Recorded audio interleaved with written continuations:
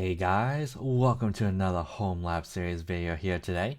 In today's video, I'll be showing something that I was really surprised to find actually, because this is something that you probably actually looked for before, but you never could really find.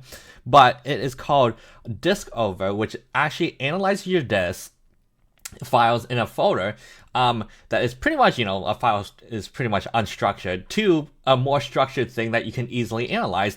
So all that data that comes in from your file stats will go into Elasticsearch, and then they will process that and write queries to essentially give you stuff like, oh, these are your largest files, this is how many files in this directory, so on and so forth, and like age and other stats, which is great when you're like, oh, I got like a, Synology NAS that I've put files in for like the course of over like 10 years. And you're like, wait, what do I clean up? And that is something that I'm like really super like interested to show you guys, because I've looked for this like in previous years and then I randomly found it and I was like, wait a minute, this is what I've been looking for a while. So I'm happy to show you this, guys. So let's get started, set up a server, and then do a little bit of file stat stuff. So let's get started.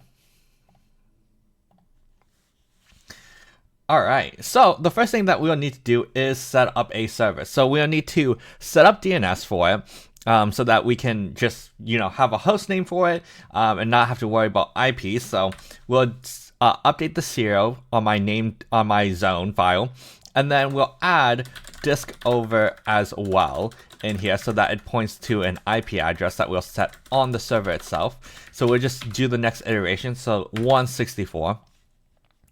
And then we'll commit this, add Diskover. Then what we'll do is also update our Ansible inventory file, which will allow us to use Ansible to essentially provision our server on Proxmox and do all the package updates that it needs to make it work. So we'll add this in here to our file, Diskover. And that's pretty much it of what we need to do for our repositories to get the server ready to be set up. So we'll go then to our AWS dashboard, which if you're interested in figuring out how to set one up, I do have a video in my Home Lab series that you can check out on how to create one. But from here, we'll use our Ansible playbooks templates to essentially create the new VM on my Proxmox machine. It'll provision and clone all the stuff that it needs, patch it, install Docker and Docker Compose. So we'll be actually using both Docker and Docker Compose for this. Set up certs, and then set up Nginx with the certs that we'll create in step CA. So we'll double check the jobs to make sure the inventory file sunk and everything's good there. So the next thing we'll do here is essentially launch this workflow template. So in here, we'll name it Diskover, and then 164 was the IP, and then the VM name is essentially just what we want it to show in Proxmox. So I'll just do Diskover, and then the proxy address. So what we'll do is do Diskover and Docker here. And then we'll look for the Linux server Diskover. So there isn't necessarily a Docker container that Diskover, that community group created. So Linux servers actually created one. If you wanted to not use Docker and set it all up, they actually do go through the steps in their GitHub. But this is a lot simpler to do if you're just looking for a quick, hey, we just want a Docker image that points to a path that it will scan. So if you scroll down a little bit, they will actually provide you with a Docker file. So in this case, this Docker file will show that it will be running on 80, but we'll actually update this to be 8080 so it doesn't conflict with our Nginx that's running. So we'll just do HTTP localhost 8080. And then we hit next and then launch. So from here, it will just do all the steps that it needs to do because it's all automated. And then once it's done, we should be able to log into the machine and then finish the Docker Compose file and the configurations that's needed for it to work. So we'll resume the video once that is finished. All right, so now that it has finished setting up the VM, what we can do is SSH to it. So we'll SSH to Diskover. We'll type in the password. And then what we'll do is create the Docker Compose file here, and we'll just essentially copy and paste what Linux server has in here. So we'll just copy this, and there'll be a few things that we'll need to do as well. to edit this, but to start off with, we'll start at the top. So change your time zone to whatever time zone that you're actually in. So I'm in America, Chicago. Well, then you need to configure the volume. So for the first one, you can essentially just do, local config to config, and then the path to Diskover data. So this is the data that you want to scan. So I don't actually have any data right now on my like random lab, so I will just mount essentially root to data. So I will scan my root directory, so there should be all the files for like Docker Compose and whatnot, so you can kind of see. But this is where you would, like, if you had an NFS mount, you'd put this NFS mount right here so that it would scan data on the machine. And then we'll update the port to be 8080 so that we have that working. The other thing we'll need to do is update the path for the Elasticsearch data too, so we'll need to do that. But we'll also need to update the ownership for this directory once it's created, so that it actually is owned by 1000. Otherwise, Elasticsearch will be like, hey, I don't have permission to write data, essentially.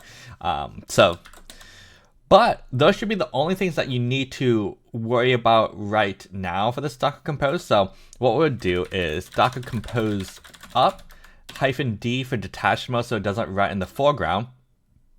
It will pull all the stuff that I'll need. So Elasticsearch, Elasticsearch Helper, and Diskover are the three things. So Elasticsearch will essentially be where all the data for it to be held, and then Diskover will be where everything is kind of for the GUI and the interface. Then when that's created, you should be able to see that we have this ES data. So we want to chown hyphen capital R for recursively 1000 ES data, so that essentially everything in there is owned by 1000, so that Elasticsearch can access it.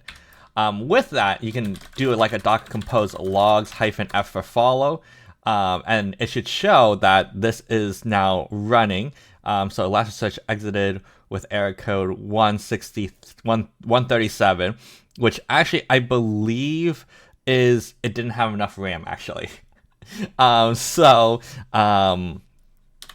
Yeah, I'm pretty sure I have like one. Yeah, okay. Let me shut this down and give it more RAM because it needs more RAM. I think it's like you need. I need to do this on my other screen. It needs like, I don't know, like probably like 4 gigs right now, minimum.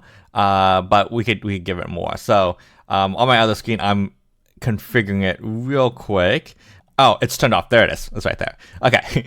I was looking for something that was turned on. Okay, so I'm gonna give it like 4 gigs here of memory.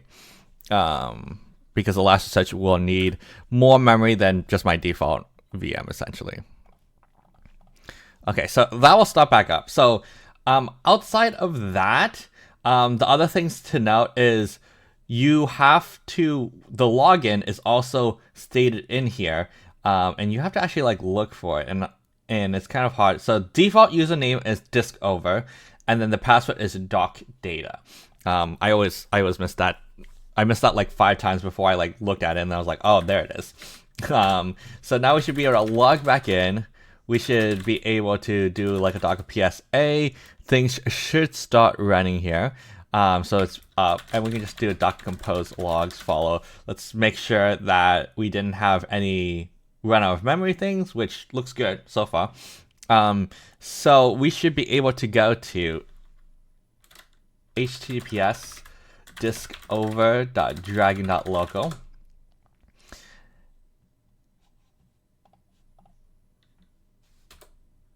Supposedly.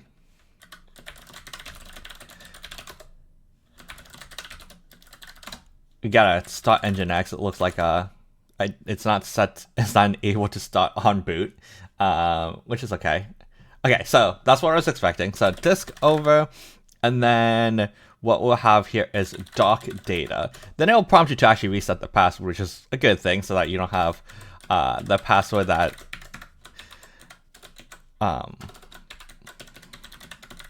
is default, and then it'll make you relog in. So Diskover and then the password,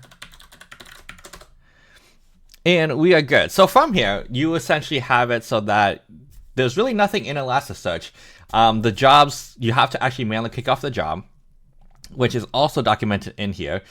So you can run it in the foreground. So you could run this job, which will essentially create this job and then put it in the index diskover hyphen my index name. You actually do need the prefix to be diskover hyphen. And the index name can be anything else, but you do need it to start with that. So what we'll do is copy this command here.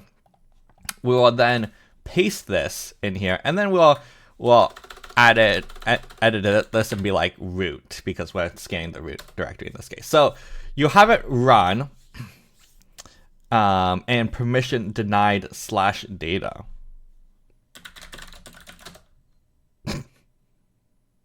All right. Well, it worked on my other machine. Docker compose down and docker compose. I'm wondering when it started up that it didn't actually like mount it correctly. So let's give it a restart here real quick.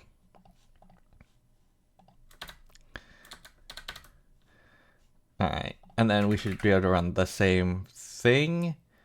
Oh, it's because I'm using the user. You don't need, because it's real. I don't need the user. Here we go. There we go. Sorry, it was because of the root.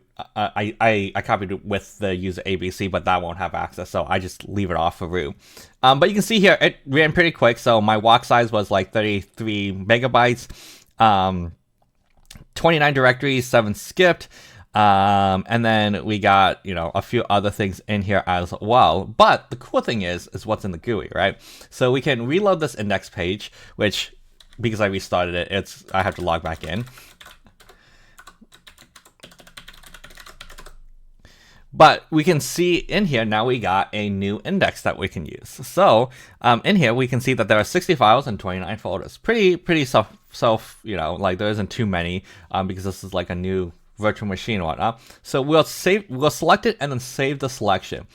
Then from here you can hit the little like dashboard icon to kind of get the high level overview of this. So you can see everything in here is created from the last 30 days because it's all red. But if you had data that you were scanning that was older, you would see a variety of orange, yellow, like light blue, blue, navy, and so on and so forth. And you can see all the like, oh, here's my like largest files. So I don't really got that many large files. I got a few files, but nothing too large.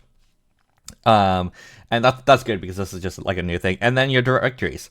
The other thing that you can see in here is there is a folder directory thing here too, that you can look at a more folder level structure of how the data is separated. So in data, which is really /root in this case, I got a config directory that is 50.9 kilobytes and an ES data that's 33.7 megabytes, right? And you can see in here that those exist in here, and the Docker Compose exists. You can click on it, so it will go down into the files. You can click on a file, and you can see what the path is, which is because of how you do the volume mount. It's /data, but in this case, it would be /root. So whatever you do the volume mount and how you do it, it'll do that. But you can see what the ownership is of the stuff, as well as when it was modified, accessed, or changed. So you really can do a lot of analytics in regards to figuring out, hey, where's this file, and how to find it. There's also analytics, but these are like paid versions. So there's like an essential paid version and a pro paid version. So you can't use these in the community version, but they're there in case you decide you want to actually pay for it. Then you got some quick searches that you can do, that you can specify, oh, I want to find all the files that are smaller than X or greater than X, and you can see, oh, hey, here's a list of all that. And that's pretty much it for this, but it's like really cool because like you always try to find or like create something that's like, okay, well, how do I like scan all these files and come up with a really nice dashboard and something that's like responsive, because doing like find commands and DUs and stuff like that on a file system, especially if it gets really big, it's kind of just a very long time, and you're just like, oh, I gotta redo that and whatnot. So this kind of simplifies it all, puts it all together, and you get a really nice kind of look at how it works. So if you're looking to clean up some files or identify what's taking up all your space on like your NAS or your server, this is a amazing tool to use. So take a look at it, give it a try, and have some fun. So if you enjoyed the video, please leave a like, comment, subscribe, and we'll see you guys in the next video. Bye.